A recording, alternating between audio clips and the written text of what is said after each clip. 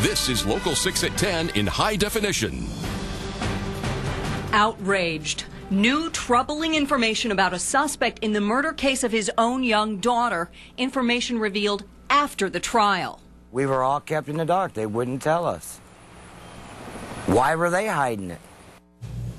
He was charged with murdering his own baby girl, but convicted of the lesser crime of reckless homicide, which carries a much lighter sentence. And only now that the court case is over, new information is coming to light about the defendant, Jesse Allison. Tonight, we know his 7-month-old daughter, Ariel, was not the first to die in his care. In fact, according to reports from the Kentucky Cabinet for Health and Family Services, initially obtained by the Lexington Herald-Leader, Allison admitted to multiple violent acts. Local 6's Jason Hibbs joins us now with tonight's top story. And Jason, what do these very troubling documents say? Scott, they portray Allison as a violent man with a terrible temper. The trouble started in 2000 in Virginia, where Jesse Allison pleaded guilty to child neglect. He admitted to pinching and punching his 3-month-old son and bouncing him face down like a basketball. Allison said he did this because he was stressed. The documents also say that in Kentucky in 2003, Allison beat up his girlfriend, kicked her in the leg, and punched her in the ribs and mouth. But the most troubling of all, in 2008, Jesse Allison's infant daughter, Erin, mysteriously died while in his care in Princeton. The coroner said the baby girl died of, quote, inflicted asphyxiation, but Allison was never charged with a crime. Then in 2009, baby Ariel was found dead in her Caldwell County crib. Dad, Jesse Allison, was accused of smothering her. He claims it was a faulty crib. The jury found him guilty of reckless homicide. Tonight, Ariel's grieving grandfather says the baby girl didn't have to die, and if he or anyone in the family had known about Allison's abusive past, they could have saved her life. 135 pages depicting abuse that's painful to read. And Ariel Allison's grandfather, Jack Bargerhoff, is furious he didn't know about it sooner. If we'd have known then what we knew now, there's a good chance she would still be here. But could baby Ariel's family have saved her from the hands of her own father? Bargerhoff says yes. He knew about Allison's first daughter's mysterious death in 2008, but not the multiple assaults Allison admitted to starting in 2000. Child Protective Services dropped the ball when Jesse's first daughter died. Something more should have been done then to investigate it then. Aware of Allison's history, the state found that he presented no risk to his family, Bargerhoff's daughter and granddaughter. I don't understand that. He's also baffled by Allison's court case, one that started with a murder charge but ended in reckless homicide, carrying a much lesser sentence of 1 to 5 years in jail. He gets to go on with his life while my granddaughter lays in the grave. In a quiet spot next to her older sister, Bargerhoff says he's not just angry, but worries about what Allison will do when he gets out of jail. It very well could happen again. Well, Bargerhoff is obviously very displeased with the jury's decision. He had only good things to say about the prosecutor, Assistant Commonwealth's Attorney Carrie Ovey Wiggins. I actually wanted to publicly thank her for her hard work on this case, a very difficult case. All right, Jason, so now we know all this information. Why wasn't this used in the case? Well, I asked the prosecutor about that. She says there's a rule of evidence that says someone cannot be tried on their past. The cause of the other baby's death was undetermined. So in the eyes of the law, these cases are not similar. Now, she wishes she could have presented that information. She knew about this information. The judge knew about it, but the court would not allow it. However, the information could be used in the sentencing phase. The prosecutor will, of course, push for the maximum sentence of 5 years in this case. 5 years. Wow. Okay. Yeah. So what about that case, though? It is still open. No one's been charged. Is this perhaps a situation where the police will go back and look at that initial death, perhaps file some charges? Yeah, you're talking about the other baby case. The prosecutor says she can't comment on that right now because the cause of that other baby's death is still undetermined. Remember, the coroner just said he couldn't rule out inflicted asphyxiation. Allison has not been charged with any crime in that case. All right. Interesting. Very interesting. Thanks very much. Well, Allison will be sentenced on July 3rd. Until then, he remains at the Caldwell County Jail. Decision 2012, Kentucky's Secretary of State announced a special election in Western Kentucky. The election will fill the vacant seat in the House of Representatives, 2nd District, which comprises Graves County and part of McCracken County. Fred Nessler resigned from the position in May, vacating the remainder of his term, which ends December 31st. The special election will be on the ballot in November 6th. That is the same day as the regular election, to select a representative from the 2nd District. Democrat Kelly Whitaker and Republican Richard Heath are squaring off for that position, with the winner taking office January 1st, 2013. The winner of the special election will fill the seat until the end of this year. It may be the first official day of the summer season, but across much of the country it has felt like summer for a long time now. A heat wave continues to sweep across much of the country. Sticky, stifling, likely to stay around for a while. For instance, in Charlotte, water parks are packed. Outside of Boston, hundreds are hoping to beat the heat at the beach. You can find a spot. And it's anything but a day at the beach for those that have to work in this blazing sun, whether it's laying bricks, cutting lawns, crews battling near triple-digit temperatures, having to take plenty of breaks and do whatever it takes to stay hydrated. They've got a pretty good idea right there. So do these people closer to home. Those in Paducah had the right idea when they hit Noble Park's pool as temperatures climbed well into the 90s today. Now, your Weather Authority first forecast. You know it's hot when there's more people in the pool than outside the pool. Yeah, that water feeling very refreshing. Temperatures today once again climbed to 94 degrees, and it looks like we're going to be there for quite a while here. Temperatures this evening still running in the 70s and 80s. 87 in St. Louis. You notice, though, Omaha, 63. There's a front, and that is going to play a role in our weather, just not tonight. Temperatures here at home, 77 degrees in Hopkinsville and Paducah, 78 in Union City, and 80 from Carbondale right on into Cape Girardeau. As we take you through the overnight hours, mostly clear. Seasonal temperatures, though, not really too bad for this time of year. 75 at 11, down to just 72 at 2 o'clock and 5 a.m. as we get the day started off nice and early. 70 degrees, but that front that's to our northwest right now does bring in the chance, at least a small one, for some rain, which we'll detail in just a bit. Okay, look forward to that. A Republican-led committee of the House voted to charge Attorney General Eric Holder with contempt for refusing to turn over documents about the botched gun sting Operation Fast and Furious. The president tried to block that GOP move, but the partisan dispute just got hotter. This would be the first time a sitting attorney general is cited for contempt, and it's prompted a first from Eric Holder's boss. Aye. Mr. Issa votes aye. All 23 Republicans voted for contempt. All 17 Democrats were opposed. The ayes have it. Eric Holder possibly headed to a contempt vote on the House floor. President Obama tried to prevent it this morning, invoking executive privilege, denying House Republicans the documents Holder refused to turn over about Operation Fast and Furious. Everyone agrees that gun-running sting went bad, letting Mexican gangs walk away with 2,000 assault weapons. When U.S. Border Patrol agent Brian Terry was murdered in Arizona in 2010, 2 of the guns were found at the scene. Who knew about Fast and Furious? When did they know about it? And how high up did it go? House Republicans had suspected Holder knew and covered it up. Now they say they suspect President Obama. What in the world is he asserting executive privilege for? He's either part of it or he's not. The president is declaring privileged, off-limits internal documents on Fast and Furious, the kind used in criminal cases and often withheld from Congress.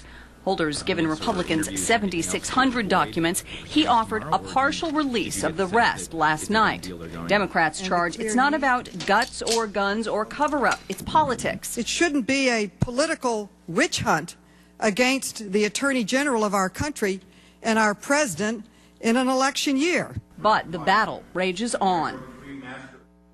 It would take a vote of the full House to find Holder in contempt, and it's not yet clear if House leaders want to go that far. All right, folks, here's a look at schemes and ripoffs going around the local area where you live. The Callaway County Sheriff's Office says someone is calling people, saying they're with Publishers Clearinghouse and asking for credit card information. The caller says they need a credit card with a certain amount of money on it so you can be eligible to win more money. Then they go on to say a UPS driver will pick up the credit card. The Sheriff's Office, of course, says this is a scam and to never give personal information like credit card numbers, Social Security numbers, or anything like that to anyone over a telephone. And we want to help you keep scammers from getting their hands on your personal information, which is why tomorrow we will be back out with the Super Shredder. Yeah, we're going to be at Paducah Bank on the south side of Paducah tomorrow, just off Irvin Cobb Drive from 10 to 5, bringing up to 50 pounds of personal documents. And our partners at DataLock will shred them for free. For more Super Shredder information, head to our web channel, WPSDLocal6.com. Click on Contests and Promotions at the top of the page. You're watching 10 at 10. We have lots more to come. Yes, we do. We're going to check in with local doctors to find out what's going around. And the cost of the family dog, what to consider before bringing home a new family member. And we have at least a little rain in the forecast, but is it going to be enough to where you don't need to water those lawns and the gardens? We'll let you know in your hour-by-hour forecast. You're watching Local 6 at 10. Your breaking news and weather authority with Scott McGee, Laura Emerson, Weather Authority Jennifer Rukavina, and Jeff Bidwell Sports. You're watching Local 6 at 10 in high definition. Humidity.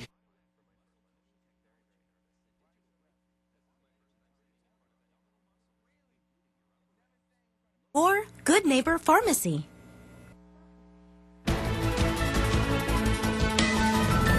We've had the heat the past several days and really for the past month or so, but the humidity hasn't been too bad.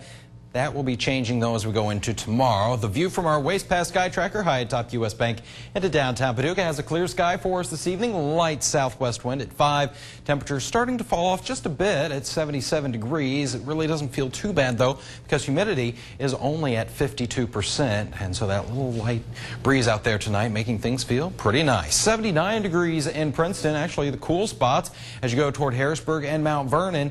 Mount Vernon actually this afternoon, one of the warmer spots, topping out at 95 degrees. Still, though, holding on to 80 in Cape Girardeau and 79 your number in Dyersburg. Ultimate Doppler 6 live radars, things are quiet.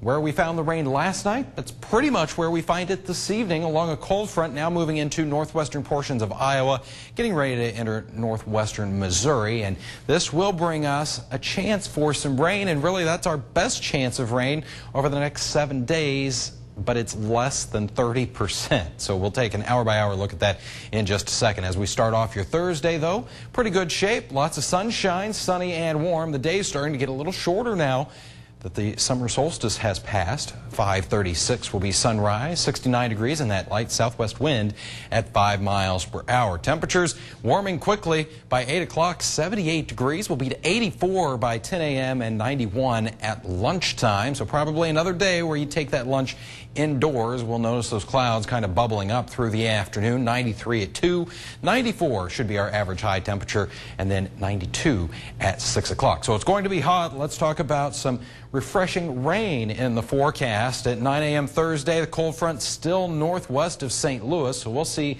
a lot of sunshine here. Those clouds will start to build as we go again around the lunch hour or so. And the good thing with the heat that's going to be around, if you're heading out to Super Shredder tomorrow, of course you can always stay in your car and we'll take care of those documents for you. Don't even have to get out in the heat, and maybe even an isolated thunderstorm. 3 o'clock, we're seeing those showers starting to arrive across portions of Bollinger and Cape counties, and then that will continue across parts of southern Illinois by 5 o'clock. But notice the coverage is very sparse and the green's not all that heavy, so we're not looking at a lot of rain. And in fact, as this system continues to move to the south, we see the clouds, but not a lot in the way of rainfall across West Kentucky. The system just kind of starts to fall apart, so you are going to need to water those lawns or just continue to watch them turn even more brown. 20% chance for the rain on Thursday. We'll cool it down just a tad on Friday to 89 degrees, back up to 92 Saturday. Your 7-day planning forecast.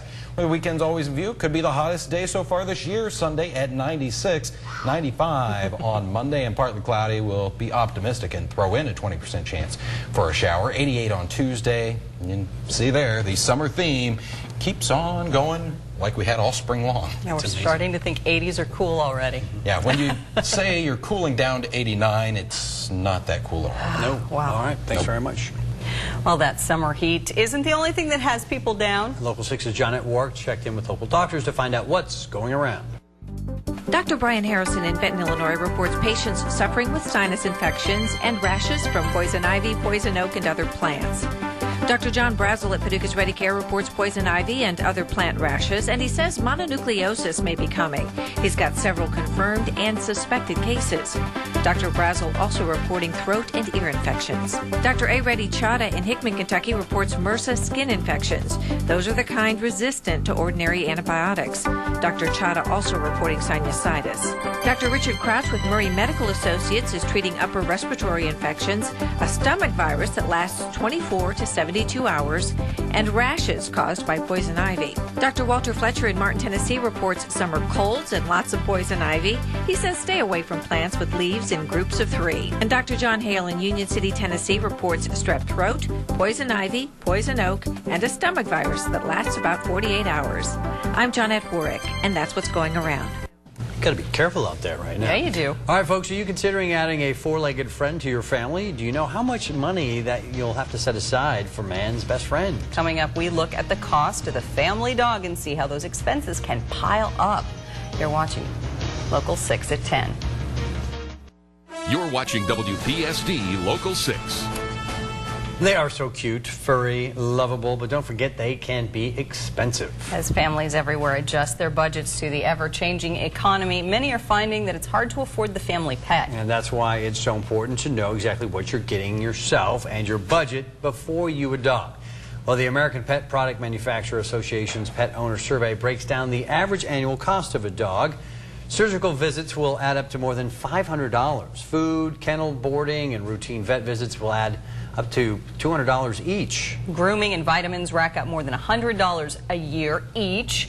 Treats and toys are in there too, making the total annual cost for a family dog more than $1,500 a year. When these financial obligations become too much, pet owners feel forced to surrender their pet. And that's why one local animal shelter worker tells us, do your homework and examine your budget before taking home a pet. Todd Faulkner has tonight's Local 6 Extra. Man's best friend can be loyal like Lassie, a fighter like Rin Tin Tin, and even funny like that famous Chihuahua. Yo quiero Taco Bell. But having a furry loved one as a member of the family can cost a pretty penny. Just walk into your nearest pet store. From food to medicine to toys, it all tallies up fairly quickly. Do they have enough time? Do they have enough money? Sherry Gilbert is shelter director of Project Hope in Metropolis, Illinois. I don't have children. I prefer furry ones. While she loves to see people adopt pets, she encounters folks who really don't have a feel for what they're jumping into. People don't take in consideration that when you adopt an animal, it's an 18, you might as well have a 15 to 18 year commitment. You know, it's just like having a kid. That commitment will cost you. Consider the basics: food and treats, toys, beds, leashes and collars, grooming, and routine trips to the veterinarian. All that will run you a yearly average anywhere between $1,100 and $3,500. That's why Sherry warns people not to move too quickly when thinking about adopting. We're actually thinking about going to a waiting period, so you don't get those people that come in today and, oh, yeah, let's go get a cat or let's go get a dog.